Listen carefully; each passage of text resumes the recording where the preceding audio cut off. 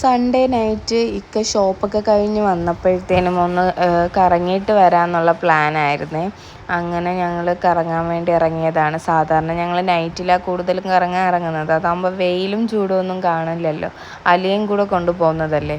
അങ്ങനെ SM block എത്തിയപ്പോഴത്തേനാണ് ഈ ഒരു ഡ്രിങ്ക് കണ്ടത്. ഇതിൻ്റെ പേരെന്തോ റിംബോ ഡ്രിങ്ക് എന്നാണ്. മാംഗോ ഫ്ലേവറാണ്. അത്യാവശ്യം നല്ല ടേസ്റ്റൊക്കെ ഉണ്ടായിരുന്നു. എനിക്ക് തോന്നുന്നു ഇത് മാംഗോയുടെ പൾപ്പ് കൊണ്ട് ഉണ്ടാക്കിയ എന്തോ ജ്യൂസാണ്.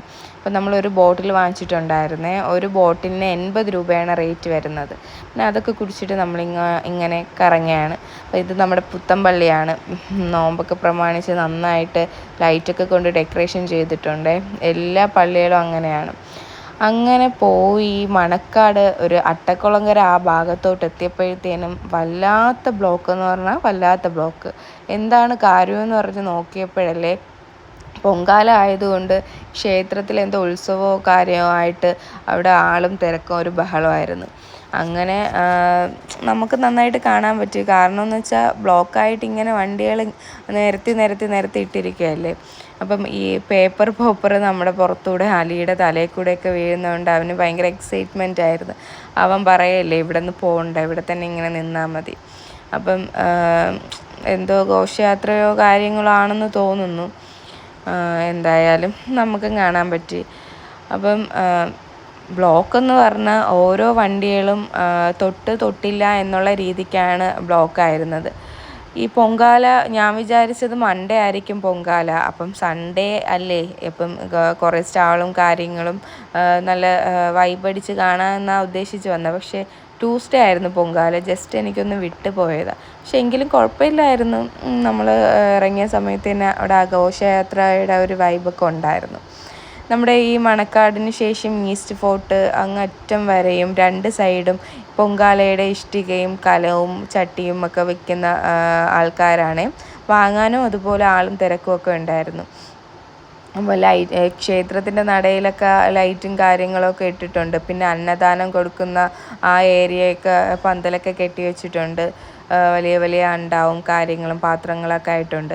പിന്നെ ഓരോ സെക്ഷൻ ഇത് കഴിയും തോറും സ്റ്റേജ് കെട്ടിയിട്ട് ആറ്റുകാലമ്മയുടെ രൂപമൊക്കെ വെച്ചിട്ടുണ്ട്. കാരണം എല്ലാവർക്കും അമ്പലത്തിൻ്റെ അവിടെ പോയി പൊങ്കാല ചെയ്യാൻ പറ്റത്തില്ലല്ലോ.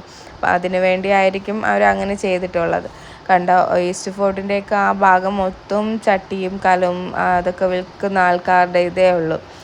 അങ്ങനെ ഇതൊക്കെ കണ്ടും ഓരോ കാര്യങ്ങൾ പറഞ്ഞ് നമ്മളിങ്ങനെ പോവുകയാണ്. അപ്പോൾ നമ്മുടെ പ്ലാൻ എന്ന് പറയുന്നത് ജസ്റ്റ് ഇങ്ങനെ ഈസ്റ്റ് ഫോർട്ട് പാളയമൊക്കെ കറങ്ങി വരാമെന്ന്. പിന്നെ പ്ലാൻ ജസ്റ്റ് ഒന്ന് മാറ്റി. കബാബ് ദുക്കാനിൽ പുതിയതായിട്ട് അവരൊരു ഹൈദരാബാദി ഡൽഹി മോഡലിൽ സ്റ്റോളും ടെൻറ്റൊക്കെ കിട്ടിയിട്ട് നോമ്പ് പ്രമാണിച്ച് ഫുഡ് അതായത് ആ ഒരു വൈബിലിരുന്ന് ഫുഡ് കഴിക്കേണ്ട രീതിയൊക്കെ സെറ്റാക്കിയിട്ടുണ്ടായിരുന്നു. അപ്പം ഞങ്ങളെ കൊണ്ടുപോയിട്ടില്ലായിരുന്നു ഇക്ക. അങ്ങനെ ഹൈദരാബാദി ബിരിയാണി കഴിക്കാമെന്നും പറഞ്ഞ് പോവുകയാണ്. അപ്പം ഒരുപാടൊന്നും കഴിക്കാനും തോന്നുന്നില്ല.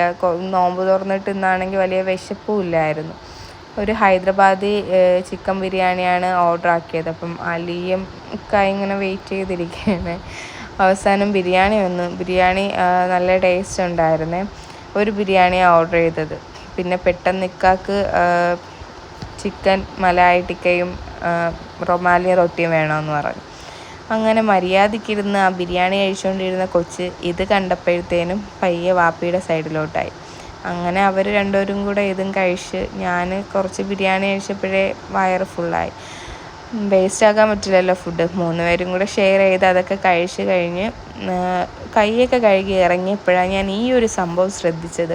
ഇത് നമ്മൾ ഉപ്പിലിട്ട നെല്ലിക്ക, പിന്നെ പൈനാപ്പിൾ, പേരയ്ക്ക, കുക്കുംബർ, ഇതിലൊക്കെ ഓരോ ഫ്ലേവറിൽ മറ്റേ ചമ്മന്തി ഉണ്ടല്ലോ, മുളക് ചമ്മന്തി, മറ്റേ ഗ്രീൻ ചില്ലി ചമ്മന്തി, അതൊക്കെ പേസ്റ്റ് ചെയ്ത് തേച്ച് വെച്ചിരിക്കുന്നതാണ്. പക്ഷെ നല്ല ടേസ്റ്റ് ഉണ്ടായിരുന്നു. ഞാൻ ഒരു പേരയ്ക്കയിൽ മുളക് ചമ്മന്തി ഇട്ടതാണ് വാങ്ങിച്ചത്.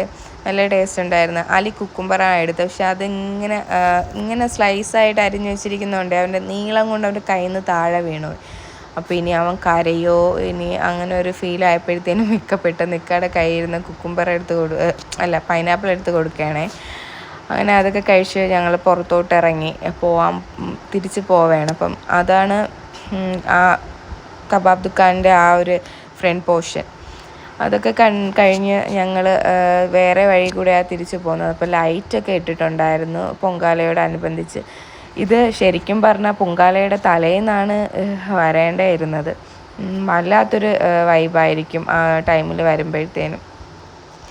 ആളും തിരക്കും ബഹളവും, ഓരോ സ്റ്റാളും കച്ചവടക്കാരും, അപ്പം ഓരോരോ നമുക്ക് അങ്ങനെ കണ്ട് ആസ്വദിച്ച് പോകാൻ കഴിയുമായിരുന്നു.